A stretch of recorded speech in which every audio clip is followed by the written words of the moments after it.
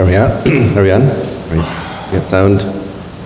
Testing 1, 2. Paul, can you hear me? Yes. Good. Perfect. Did you want to come up and teach Sunday school today? No.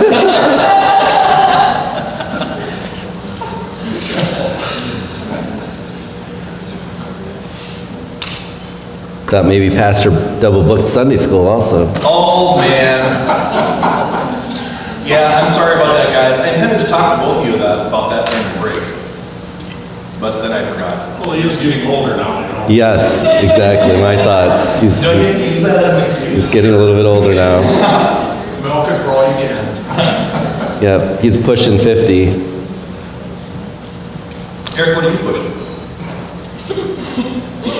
Well, I'm not pushing up daisies. Not yet. There, my glasses. They're dirty. I smudged them. All right. Well, today we're starting a new Sunday school series on Christian worldview, and today will be kind of an introduction. See if we're on. Yeah, it says introduction. So, I should have made that bigger. So this is what I'm planning on doing. I'm not planning on taking a long time, although we're in the summer season now. I hear the ladies are going to be going on break. The ladies' Sunday school class is going to be going on breaks shortly, and they'll be joining us also for the rest of the summer. But at the same time, I don't want to draw this out like Hebrews, try to go a little bit quicker. My plan is, and you see there's 5 points up here. My plan for the kind of the outline is we'll talk about introduction and definitions. We'll start there today. And then basically I have 4, if I can call them lectures, after that. So the fear of the Lord, we're going to talk about that. Knowing God, the world order, and I called the last one imagination and imagination on purpose. We'll talk about different kinds of imagination in the 4th one. And so my goal is to just kind of walk through these. If we don't get done with one in 1 week, we'll just continue going on into the next Sunday. Once we, like Hebrews, and then once we get through this list, we'll look at some things that tie into it, that try to help explain everything. One of the hard things about this topic is there's so much, there are so many pieces to it that it's hard to just kind of go in order. If you're going through a book of the Bible, it's simple. You start in the first verse and you work your way through to the last verse. We're dealing with something like this. There's so many related pieces to it that it's hard to take them one at a time, because they influence each other. One professor I had used to call topics like this a plate of spaghetti, where you're trying to figure out one, well, not like you would, but if you're trying to separate the strands out, but you've got a plate of tossed spaghetti in front of you, and it's hard to do. So that's what we're going to try to do. So I've been spending the last while trying to figure out the best way to kind of put this material together, to kind of present it in a way that makes sense. So feel free to ask questions, or if I say things that don't make sense, let me know somehow, politely, to do that. So to start, today I want to talk about, kind of introduce the topic and look at some definitions. I'm toying with the idea of continuing on some definitions for next week. There's many rabbit trails. Corey's not in here, so we can take rabbit trails. There are many rabbit trails or rabbit holes we could go down, and depends on what I feel, I suppose, is whether or not we'll go down those rabbit holes, trails, to see how far we want to go down those. But some of them we might. One thing I will ask you to do between now and next week, but maybe over the next 2 weeks if you can, is try to read through the book of Proverbs. when we get to the fear of the Lord, we're going to be talking about the book of Proverbs as a whole. And if you can sit down and actually read it in a very short amount of time, a day, 2 days, sit down and try to read it all at once, but certainly within a week. And if we don't get to it next week and we get to it the week after, you can try to just read through it again. But that's kind of a homework assignment, if I'm allowed to do that. You can try to read through the book of Proverbs as quickly as you can. Read the whole thing through from beginning to end. And we'll be talking about that either next week or the week after. Yeah. All right. So today what I wanted to do by way of introduction is talk about the allegory of the cave. Now, how many of you are familiar with the allegory of the cave? I'm looking at some of our college students. No, mild is like, no. Okay, so this will be good then. We can start with this. In Plato, the ancient Greek philosopher Plato wrote a long series called The Republic. And he was writing out what would the ideal government look like.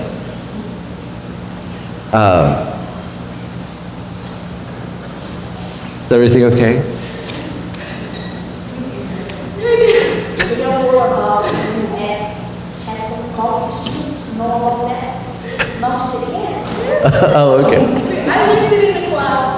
Oh, okay. That's all right. Nothing to be embarrassed about. So in Plato's Republic, he's toying with the question of what would make the ideal government. And in one section of that, the ideal government, is, well, how do we educate the children? Okay, so this is out of a discourse about education and about teaching children. And that, of course, is a rabbit trail we could go down all in itself. But so it's Socrates is the main person who's speaking. You've heard of Socrates, Aristotle, Plato. You know what comes next? Morons. Okay. So what I want to do is use this allegory. It's an allegory that Socrates or Plato came up with to try to talk about education. But there are some certain points to it which deal with this question of worldview and kind of maybe help set the question. So Socrates sets it up this way. He says, imagine a situation in which you have people who live in a cave, and the mouth to the cave is far behind them, way up in the sky, up in the top, and they're down in the bottom, and they have to sit behind this wall, this partial wall, and they always have to face the opposite wall. In fact, Socrates says they're shackled in such a way that they can't even turn their heads. They can only look forward. And on the back side of this wall are people who are walking back and forth back there, and they're talking to each other, and they're holding up images on sticks. And then there's a fire behind them, so that the fire casts a shadow of the image onto the wall. So the person that's sitting in the shackles, the person that's in front there, can only see and hear what's put in front of them. They can only see those images, and they can only hear the echo of the words of people being talking behind them. But they don't know where the voices are coming from. They don't know where the images are coming from. The only thing that they know as real is the shadows that are in front of them. And if you remember, we actually talked, I didn't use this illustration, but we talked about shadows from Hebrews 10, where the word shadows is used there, and in a similar way as to shadows here. So Socrates says, these people in front, the question is, how do you educate them to knowing that there is something other about reality? Reality is different than what they see and what they hear. in what they're chained in there to see and hear. So he says, for example, let's say you take this person who can only see and hear what's presented in front of them, and you undo their shackles and let them move around. So what'll happen is they will stand up and they'll turn around and they will see the fire that's creating the light. But it's so bright to their eyes that it's actually painful. So they'll see the fire, they'll see the people, they'll see the other images, like the bird on the stick, and they'll say, oh, that's reality, but I can't bear to look at it because it hurts my eyes. It's actually painful. And they will prefer to go back in front and sit down and be shackled because they're comfortable. So Socrates is saying that the education process is actually painful. So for all of us who thought that in school but weren't quite sure how to say it, now you know. Okay? It really is a painful process. So coming to know the truth. So Socrates says if you do that, they'll run back in front, they'll ask to be shackled because they'd rather be comfortable than to know the truth. All right. So then Socrates says, well, what if somebody grabs the person who's sitting down in front and physically drags him up all the way, not past the light, past the fire, and the people standing there with the images, through all that, through the opening of the cave, and out into broad daylight, where the sun is now shining, and there are actual birds flying. Not birds on sticks, but actual birds. So now someone goes in, he grabs him, he drags him all the way out. And Socrates says, would not the one who is being dragged feel pain and rage at being, done so? The old adage, people don't like change, right? This is what it's like, change. Take your cat for a walk someday. And he got out, and so the person, the student, the pupil, who's dragged out into the sunlight, his eyes would be filled with the glare, and he would be unable to see any of these things because he'd be blinded by the brightness of the light. Now, after a time, he would get accustomed to the light. After a time, he would then be able to, his eyes would adjust and he'd be able to see. And when he does, he would be able to see the real images and eventually come to understand what reality looks like. So, you drag him outside. At first he can't see anything. After a while he can see a little bit clearer. And then after a while he can distinguish, oh, this is a real bird. It's not a fake bird sitting on a stick, and it's not the shadow of a bird being projected onto a wall. Now I understand what a real bird is. Now I understand what real sunlight is. It's not the fire that's underground. C.S. Lewis has actually rewritten this allegory in, it's one of the Narnias, The Queen of Underland. Is that the name of the chapter or the name of the book? That would be the silver chair. Yeah, it's the silver chair. The silver chair, the name of the chapter is The Queen of Underland. And he actually retells the story. It just popped into my head. If you're interested in a retelling. So finally the person gets out, he sees the sun, he sees the real birds, and he wants to go back into the cave to rescue other people. And Socrates says, what do you think will happen to him when he goes into the cave to rescue these people? And the person he's talking to, whose name is Glaucon, said, oh, well, surely they'll just beat him to death. And Socrates says, yes, you're correct. The liberated prisoner goes back in and tries to explain to the people that there's a reality that this is just a shadow of. And there's something so much brighter and so much bigger and so much more real that's there. And the people can't understand anything he's talking about. Socrates says if they could get hold of this person who takes it in hand to free them from their chains and to lead them up. And if they could kill him, would they not actually kill him? And Glaucon says they certainly would. So the person who tries to tell the truth is turned upon by those who are he's trying to free by educating them. So when we're talking about worldview, what's that? She's commenting. Oh, I think you should just proceed. okay. So when we're talking about worldview, what Socrates is bringing up, what Plato is bringing up, is that there is kind of a reality that this person experiences, but it's not even close to true reality.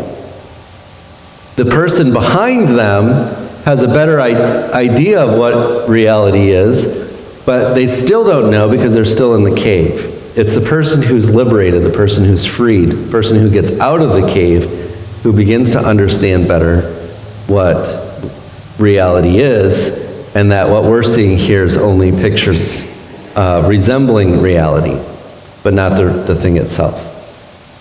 Okay, so when we talk about this, and I knew this would be too small, we start getting into some key terms. It is bigger on those screens. Oh, well, that's good. And this is where we'll try to explain some things. What's probably going to happen, what will probably happen, is I'll explain things, then I'll add something new, and then we'll kind of go back and explain this over again. We'll just kind of try to keep cycling through things, because probably raise more questions than I answer each time we go through something. All right, so key terms. So, talking about Christian worldview, what is a worldview? And there is some discussion about the term worldview in English, okay, because it actually comes from a German word, and there's some debate as to whether the English word does justice to the German word. But in case you didn't know, if you're a German philosopher or theologian, one of your tasks is that you will create a new word that no one has created up until that point in time.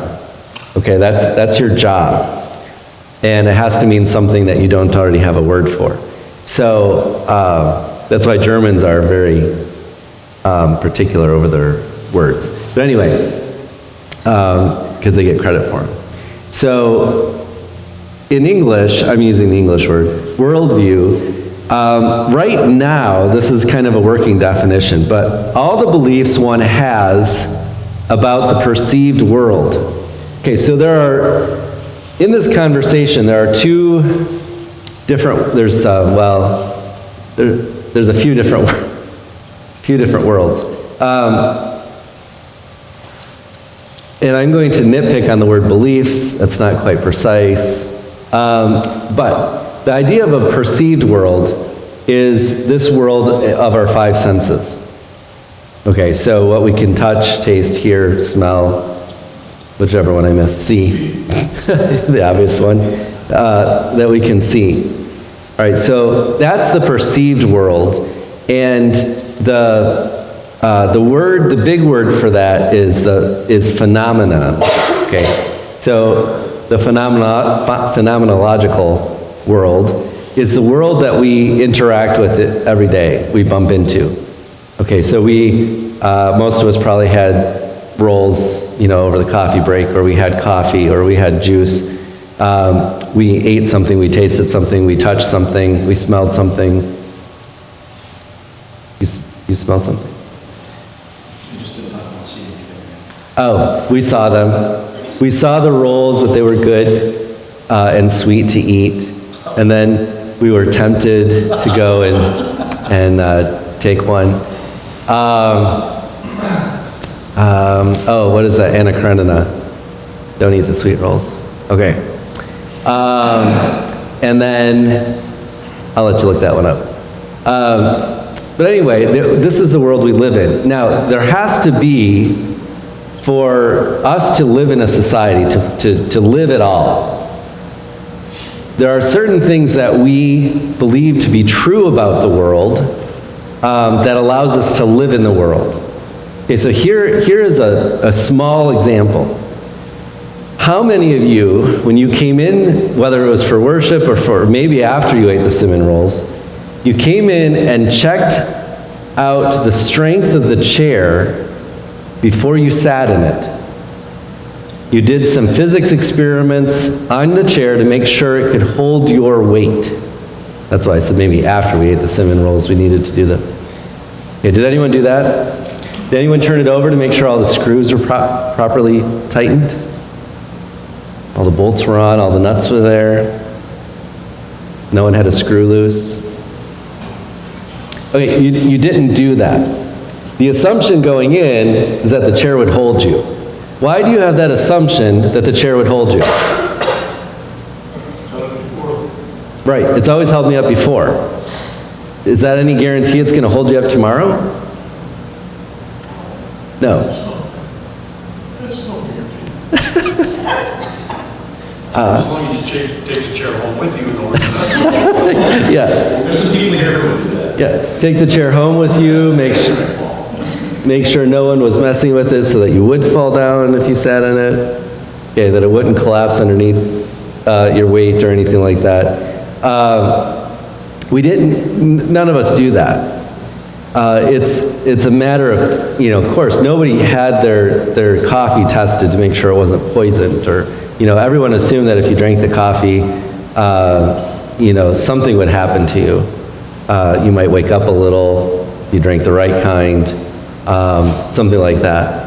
So there are certain things that we assume have to be true for us to live. And as a society, there are certain things we have to share in belief about the world in order to have any kind of meaningful interaction with each other. So the idea of worldview encompasses everything about the way we think about the world around us, what we assume to be true. The problem, of course, with worldview, and the reason we're having the conversation, is you can have competing worldviews. You can have worldviews where people don't look at things the same way. And a common distinction between those two is the East and the West we often talk about. So when you're in Eastern religions or Eastern philosophy, being Far East, China, Japan, Korea, that when you're in that side of the world, the worldview is different than in the West. And of course a lot of that is tied to their culture, and a lot of that has to do with Christian influence also in the West versus the East. But I won't go down that rabbit trail right now. But it's when you don't notice your worldview until your worldview is challenged by another one. Otherwise, none of us think about it. So worldview is what we're talking about. Well, what makes a Christian worldview? So I added the word Christian to the definition. All the Christian beliefs one has about the perceived world. So what is the difference between, and Christian here is very, very, very broad, okay? It's going to include really 2,000 years of church history. Because even in most, I won't say all, but even in most situations where the Roman Catholic Church has spread, it has also spread kind of a Christian worldview. So Christian here is extremely broad. But the Christian beliefs one has about the perceived world. So what are some things that as a Christian we see differently about the world around us than someone who is secular, for example, in their thinking, or not Christian, which is getting to become more common. But now, okay, God created it. There is a God. There is a God. Some responsibility to that guy. Okay. Maybe we're going a little far on that one. Maybe not. Well, there could be some responsibility to that God. So here's an example. And see, it's almost difficult because you have men like, and I think I mentioned this before, you have men like Jordan Peterson. Jordan Peterson is He's a secular psychologist, okay, who's become conservative because he was kind of made to become conservative he's Canadian, by the Canadian government. Okay, so he's still being attacked by the government in Canada. And simply just to give the backstory, simply for not using preferred pronouns, and stating that that's compelled speech, which is not free speech. It's the issue of compelled speech that he has a problem with, more than the preferred pronouns. Anyway, so I've used this example before where he's debating an atheist on the issues of morality and says to the atheist, Sam Harris, who wrote the book Moral Landscape, you get your moral categories from the Christianity you deny is true. And Jordan Peterson is willing to accept the Christian categories of morality because he grew up in a quote-unquote Christian worldview. And he feels like he's inside that worldview and he has to accept these as part of who he is. And then he'll say to other atheists, you can't get out of it, you can't dismiss it because you need the Christian categories to dismiss the categories that you're trying to dismiss. So anyway, so you've got this kind of weird thing where you've got people who are secular in their thinking, who still understand that they're working within a Christian worldview, simply because of where they were raised in Canada. There's another atheist that I listen to, their podcast, they're evolutionary biologists, atheists, don't believe in God. But many of their categories, again, even though they'll deny any kind of Christian basis for them, many of their categories of thinking about the world are indeed Christian. So but today we're getting to the point where we're having more and more secular people speaking outside the bounds of a Christian worldview about the world around us. And I use the word beliefs. So the other word, I mentioned phenomenon. Phenomenon is this world that we bump into here. There's another word that talks about kind of our mental state, our beliefs about the world. And that's the word noumenal.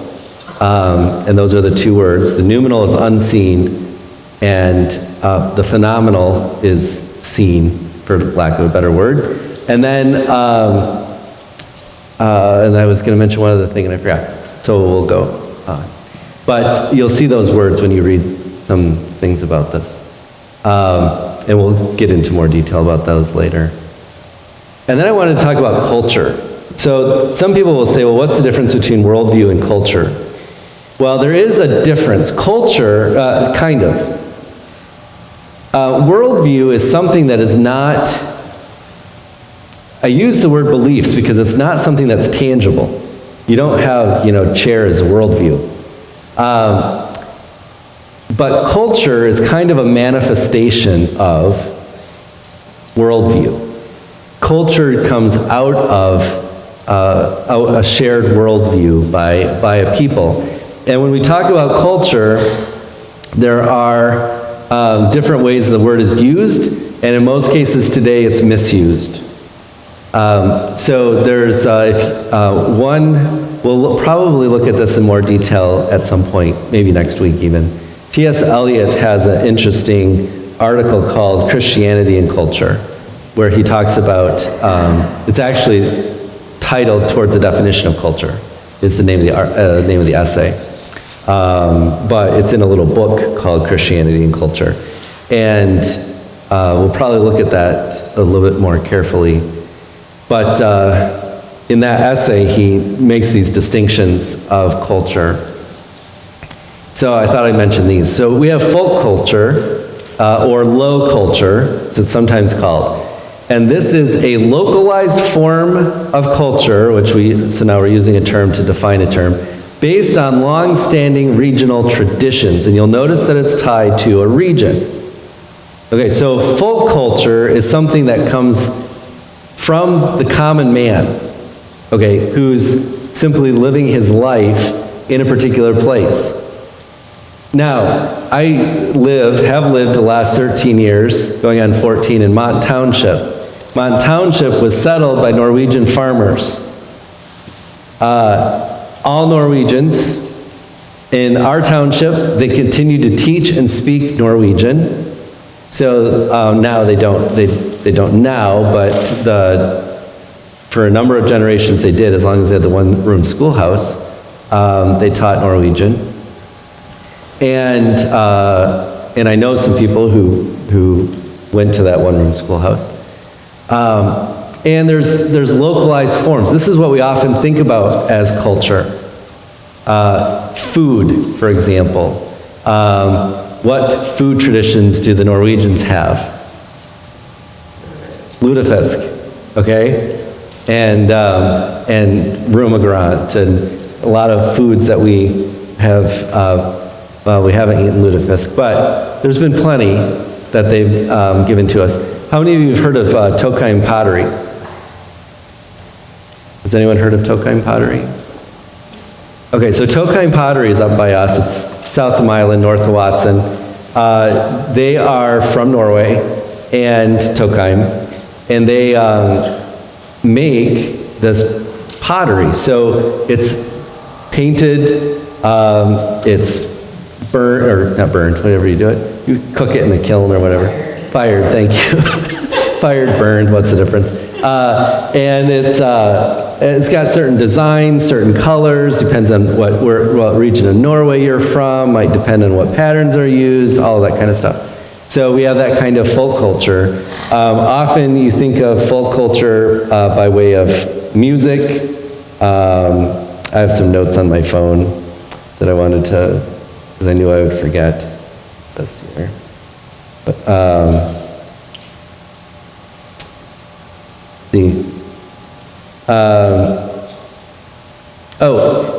common sayings like, yeah, sure, you betcha, don't you know? And again, it's interesting to talk, especially if you go up like towards Bemidji, where a lot of people still talk that way, up there, and up there, don't you know? And when we lived in northern Wisconsin, in the UP, there were similar things, right, about the Finns that settled in Norway, or settled in the UP. And they had their certain quirks, you would almost call them, ways of saying things that they ate, ways that they looked at the world. Folk tradition, often we think of traditional dance. That's very common, especially if you ever take German, you study German traditional dance. Traditional crafts, clothing, dress, regional dialects, slang. Christmas traditions are a big one. Even though that kind of falls under Christian worldview, you can go almost anywhere in the world and they'll have some kind of Christmas tradition that's unique to them.